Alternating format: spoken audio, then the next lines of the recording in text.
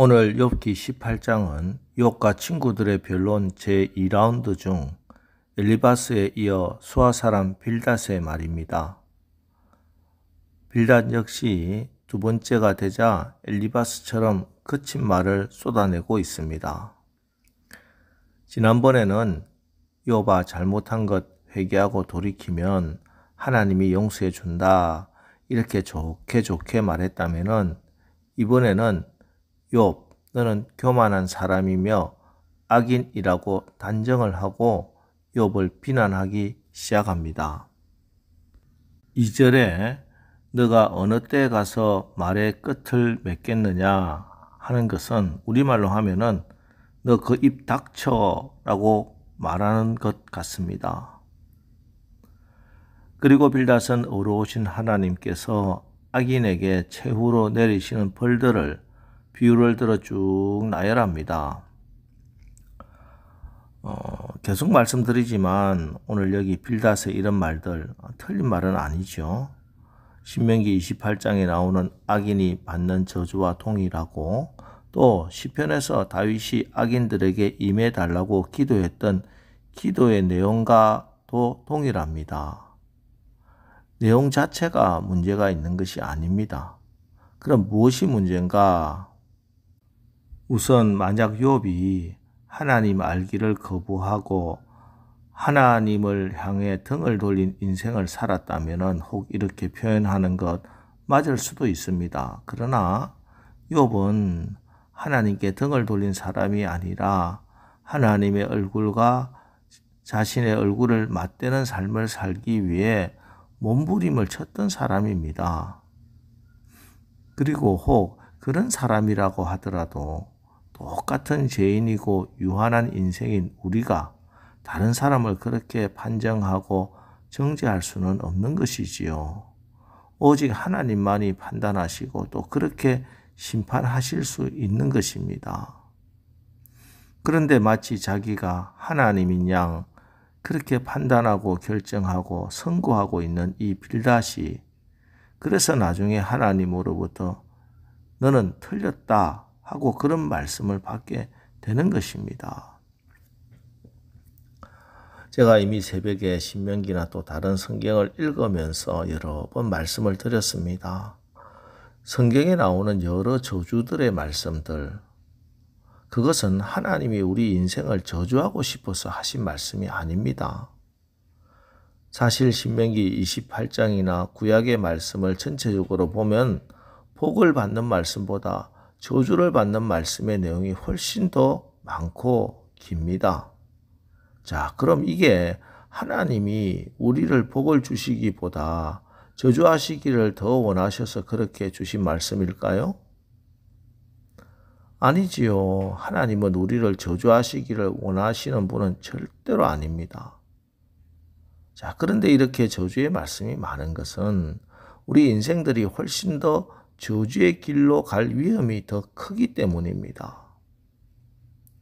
그래서 엄하게 경고하시면서 어떤 때는 채찍을 드시면서까지 어떻게 하든 하나님의 손을 붙들고 하나님께 더 가까이 하기를 원하시는 아버지의 마음입니다. 여러분, 무엇이 복입니까? 시편 73편 28절 하나님께 가까이 함이 내게 복이라. 내가 주 여호와를 나의 피난처로 삼아 주의 모든 행적을 전파하리이다. 예, 그렇습니다. 하나님께 가까이 함이 가장 큰 복입니다. 그래서 지금 욥은 고난을 통해서 몸부림치면서 점점 더 하나님께 가까이 가고 있는 중입니다. 그런데 오늘 빌닷의 이야기는 욥으로 하여금 하나님의 손을 붙잡게 하려는 것이 아니라 겨우겨우 하나님을 붙잡고 있는 그 손을 놓게 하려는 것이기 때문에 바르지 않습니다. 우리 예수님께서 이 땅에 오심은 하나님을 향해 얼굴을 돌려야 하는지도 몰랐고 하나님을 붙잡아야 할 것 인식도 못했던 우리를 하나님을 향하게 하고 하나님을 영원히 붙잡게 해주시기 위함입니다. 그래서 우리의 삶에 욥과 같은 고난과 고통이 있을지라도 그것 때문에 우리가 주님을 더욱더 의지하고 주님을 더욱더 붙잡게 해주시기 위함임을 잊지 마시기 바랍니다. 오직 예수님만 바라보는 것입니다. 사도 바울이 또 여러 우리의 믿음의 선배들이 다 이렇게 복을 받은 사람들입니다. 예, 우리의 삶에도 사도 바울처럼 바나바와 결별해야 하는 것과 같은 관계의 단절이 있을지라도 주님을 바라보시기 바랍니다.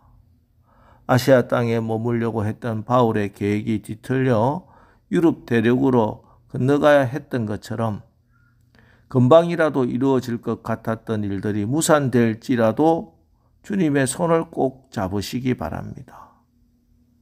사도 바울이 자신을 위협하는 유대인들을 피해 아가야행 배를 타야 했던 것처럼 우리의 인생길이 다른 방향으로 인도될지라도 그것은 하나님께서 우리로 하여금 신묘막측한 은혜의 지도, 불가사의한 섭리의 지도를 그리게 하고 계심을 믿으시기 바랍니다. 복의 근원 되신 예수님이 우리의 주인이십니다. 성령께서 여러분을 붙들고 인도하고 계십니다. 그러기에 낙심하지 마세요. 걱정하지 마세요. 여러분은 이미 예수님으로 인해 복된 존재들입니다. 똑같은 바람이 불지만 오물은 악취를 풍기고 백합은 향기를 풍깁니다. 복 있는 사람은 장애물에도 복을 보고 고난 중에도 복을 맺습니다. 내 가슴 속에 넘치는 복을 다른 사람에게 나누어 줄 수 있습니다.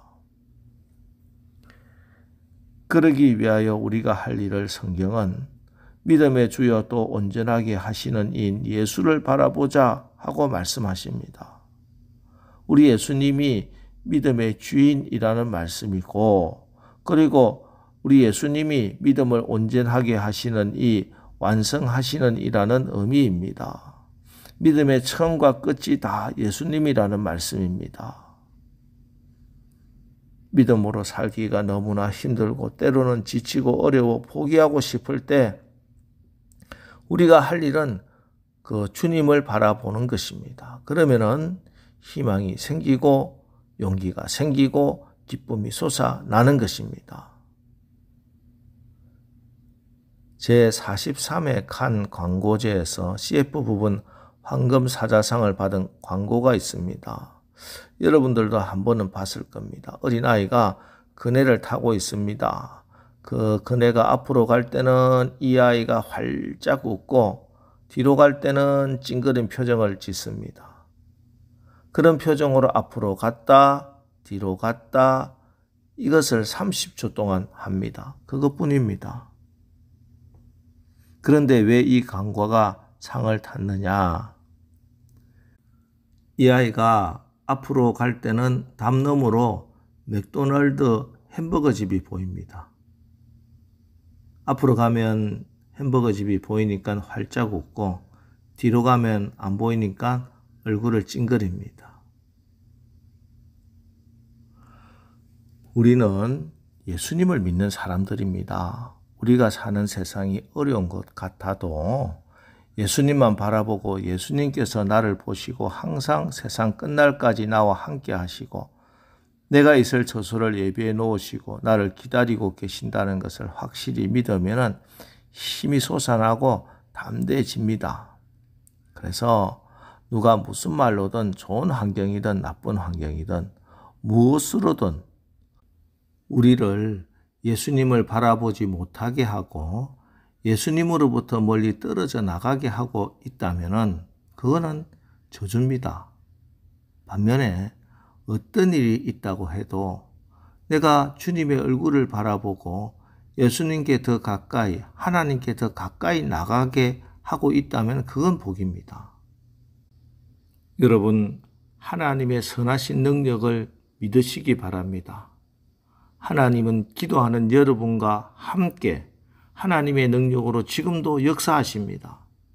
하나님의 생명의 성령의 법에 죽기를 각오하고 순종하는 진정한 하나님 나라 백성인 여러분을 통해 내 마음에서부터 우리 가정에서 우리 교회 공동체 안에서 하나님의 통치, 하나님 나라가 세워지고 회복되고 있는 것입니다.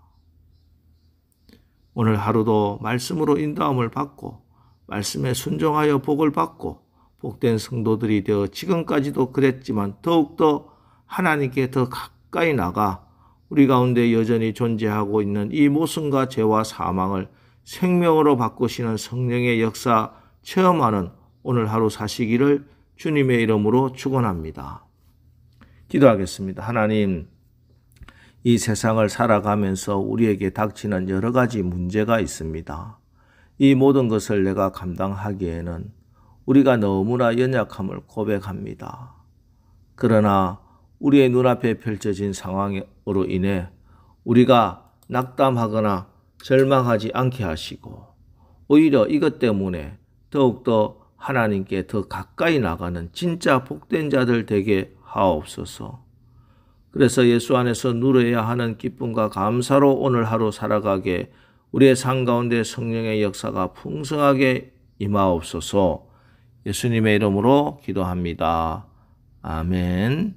자, 이제 주여 오늘 하루 우리의 삶이 예수님을 바라보고 하나님께 더 가까이 나가는 복된 삶 살게 하옵소서. 오늘 말씀을 붙들고 우리 합심해서 기도하고 나가겠습니다. 우리 기도하겠습니다.